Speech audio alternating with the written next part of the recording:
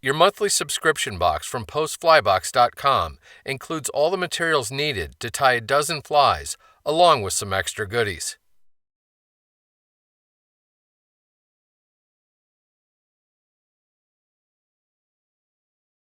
The rusty spinner really needs no introduction, as it's one of the most effective trout flies ever devised. It's meant to imitate a spent mayfly adult, or spinner, that lies flat and near lifeless on the water's surface. Spinners are an easy meal trout simply can't resist.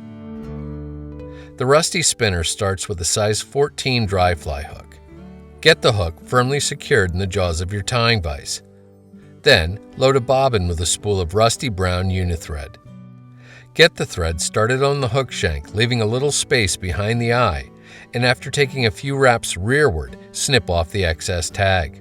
Continue taking thread wraps rearward all the way back to the start of the hook bend. Separate out 3 white horsetail hairs. Roughly align their ends, then snip them off square. Lay the snipped off ends against the near side of the hook and start taking thread wraps to secure them. The wraps should push the hairs to on top of the hook shank. Anchor them all the way up to the initial tie-in point. Snip the hairs off to form tails a little more than a full hook in length. Do your best to separate and evenly splay the tails, like so. A drop of head cement applied to the base of the tails will help them to stay in this orientation. For the body of the fly, get hold of a single strand of rusty brown tie floss. Begin securing one end of the floss to the hook shank, then bind it down all the way to the base of the tail, and return your thread forward to the initial tie-in point.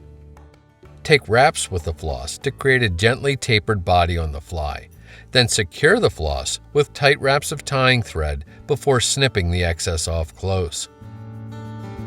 For the fly's wings, snip free an 1.5 inch length of the white zelon, then split it down the middle to form 2 equal clumps. Find the midpoint of one of the clumps and place it on top of the hook shank above your tying thread. Take cross wraps with your tying thread to anchor the material 90 degrees to the hook shank. Lift the wing material up on either side of the fly, pulling it into a single post. Snip the post off to about a hook shank in length to form 2 equal length wings, one on either side of the fly. Pull a very small amount of rusty brown dubbing from the packet and use it to create a slim 1-inch long noodle on your tying thread. Start making cross wraps with the noodle between the wings to build up a bulbous little thorax. The idea is to end with bare thread behind the hook eye. Pick up your whip finish tool and use it to do a 5 or 6 turn whip finish, seat the knot well, and snip your tying thread free. A drop of head cement applied to the thread wraps behind the eye will ensure they don't come unraveled. And that's the ever so effective rusty spinner. Although it's a fly that can be fished any time of day, it's particularly effective just before dark.